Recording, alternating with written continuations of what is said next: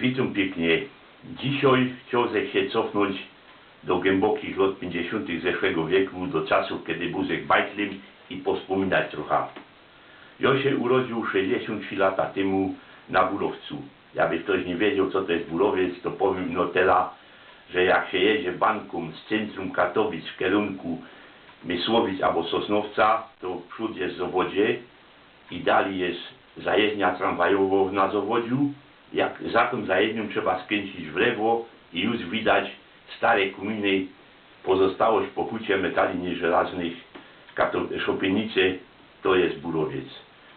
Ja się urodził, można powiedzieć, w cieniu tych kominów hutniczych, na trzecim sztoku hutniczego familoka u mojej babki w kuchni.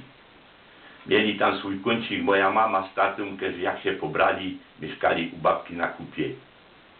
Jak już trochę podrósł w Beciku, mama zaczęła mi dawać do jedzenia coś bardziej konkretnego.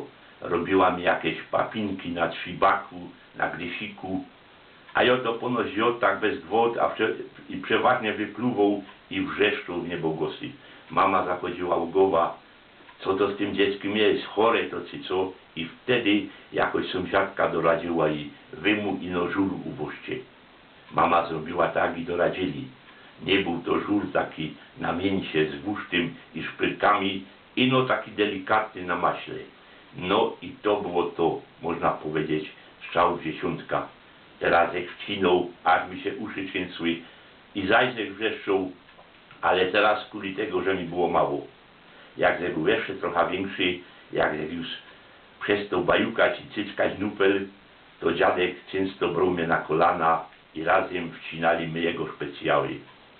Bodzionka, brak kartofle albo cebula smażono na fecie z magii werflym.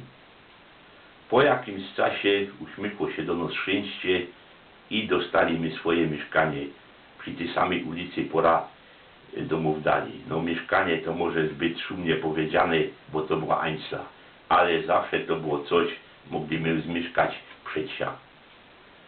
Tej Ańcli, żeby wiedzieć, co się na świecie dzieje, sprawili mi się kogoźnik. Na lepsze radio nie było no stać, bo tata zarobił marnie. Tata, żeby lepiej zarobić, chycił się roboty w hucie, tak jak to robił prawie co drugi chłop z Burowca. Jak my już trochę stanęli finansowo na nogach, mogliśmy się laśnąć na lepsze radio. Tata kupił stolica i postawił ją na wielku na bifeju. No to już była wielgo drzewiana krzynia z magicznym ślepem i skalą. Ale tu trzeba było jeszcze coś zrobić.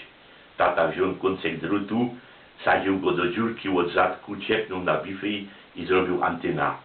Drugi drut sadził do drugiej dziurki, spuścił za bifej, pociągnął po fuzlajście, przykręcił do kokotka nad Ausgusem i zrobił erda. No wtedy to dopiero było to, co trzeba i te radio dopiero zaczęło grać tak, trzeba i chytać to, co należy.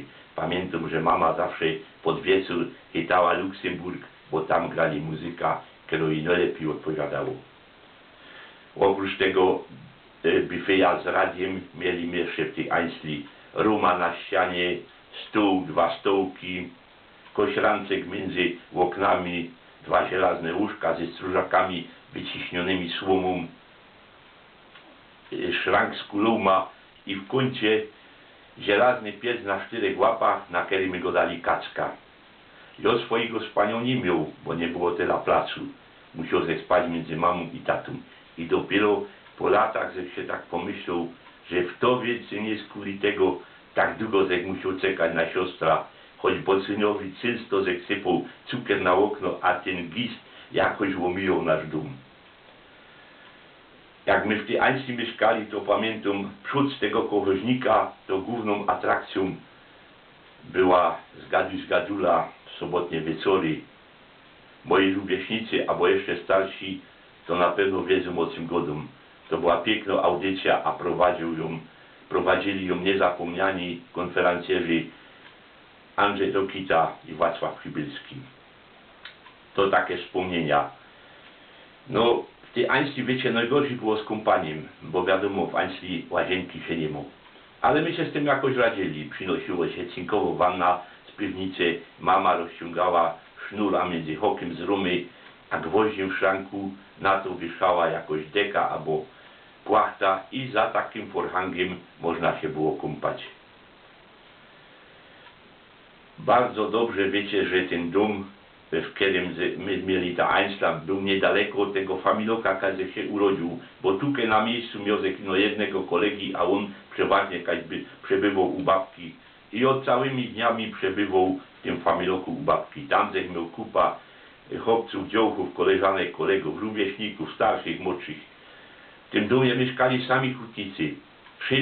Wszyscy się znali, wszyscy się godali za jedno słowem, jedna wielka rodzina. Pamiętam ten plac, na którym po jednej stronie stoły chlewiki, a ludzie trzymali świnie, króliki, czasem ktoś miał koza, na wierzchu były górki, a się trzymało słoma, siano i roztomajte klamory potrzebne do ogródka. Po prawej stronie była raja chlewików z węglem, a za tymi chlewikami był płot, a za tym płotem każdy z sąsiadów miał ogródek z kwiatkami i z glińcojgiem. Pamiętam te letnie popołudnia, kiedy my się tak spotykali w tych ogródkach, wszyscy my się widzieli bez niskie płotki, które je dzieliły. Do dziś mam w gębie smak i zapach tych świeżej martwie, tych knolów z uberiby, tego sznytlocha, tych radziczków, które my targali z grządek, pukali pod kokotkiem i wcinali ze smakiem. Za tymi ogródkami była taka piękna polana, tam zaś chłopy czasami godzinami grali w szkata, a baby siadały na ryckach i dekach i robiły roztomajte rzeczy. Jedne heklowały gardiny do izby albo szajbki do kuchni, inne wyszywały na tamborkach serwety w piękne, kolorowe kwiatki, jeszcze inne sztrykowały chłopom fuzekle i dzieciom fuzekle na zima. Powiem wam, były to obrazki jak z filmów pana Kuca, no weźmy na przykład z Perły w Koronie. A wszystko to trwało do Cimoka, aż kopruchy zacwitli. Wtedy wszyscy uciekali już do domu, bo i tak nic nie było widać. Ważną rzeczą w tym domie było rychtowanie się do zimy.